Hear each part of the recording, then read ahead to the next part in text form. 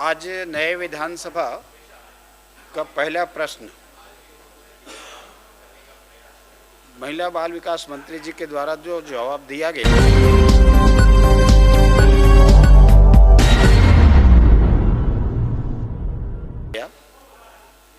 मुख्य प्रश्न ये था कि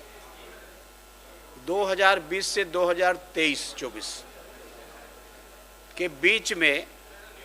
स्कूल और कॉलेजों के लिए महिला बाल विकास के द्वारा सैनिटरी नैपकिन वेडिंग मशीन और इंसिनरेटर मशीन, जिसे भस्मक मशीन कहा जाता है, 45 करोड़ की खरीदी की गई। मैंने इसमें मुख्य रूप से प्रश्न यही था कि जो खरीदी किए हैं मशीन अभी भी जो बंद पड़े हुए हैं, मशीन बेकार हो गए हैं, खराब हो गए हैं और नियम प्रक्रिया का जो पालन होना चाहिए नियम प्रक्रिया का पालन नहीं किए हैं। मंत्री जी के द्वारा जो विभाग के द्वारा जो जवाब आया है अपूर्ण जवाब आया, और अपूर्ण जवाब होने के बाद में मंत्री जी ने कहा है कि मैं जानकारी मेरे पास में है उपलब्ध करा दूंगी। उसमें जो सत्यापन किसके द्वारा किया गया, सत्यापन के बारे में बताएं। मैंने उसमें केवल 2 स्कूलों का जांच कराने के लिए कहा है कि 2 स्कूल में जो मशीन दी है उसकी जांच करा दी जाए और जांच करा करके वस्तु स्थिति प्रदेश के पता लग जाएगा। मंत्री जी ने स्वीकार किया है जांच कराने के बाद को कि हम 2 स्कूलों की जांच कराएंगे, लेकिन मुख्य प्रश्न ये है कि जिन बालिकाओं को लेकर के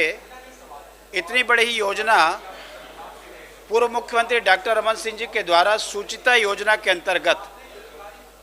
उनकी सुरक्षा के दृष्टिकोण से योजना बनाई गई और उस योजनाओं में जो खरीदी में पूर्व सरकार जो कांग्रेस की रही है उनके द्वारा पलीता लगाने का काम किया गया और 45 करोड़ रुपए की जो खरीदी हुई है उसमें अफरा तफरी की गई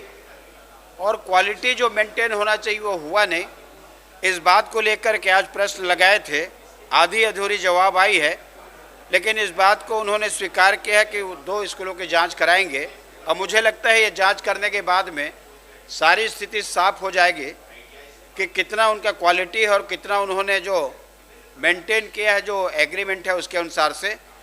और इस प्रकार से आज नए विधानसभा में आने के बाद पहला प्रश्न और पहले प्रश्न में खास करके जो छात्राओं की चिंता को लेकर के हमने लगाया और उस बात को उठाई है,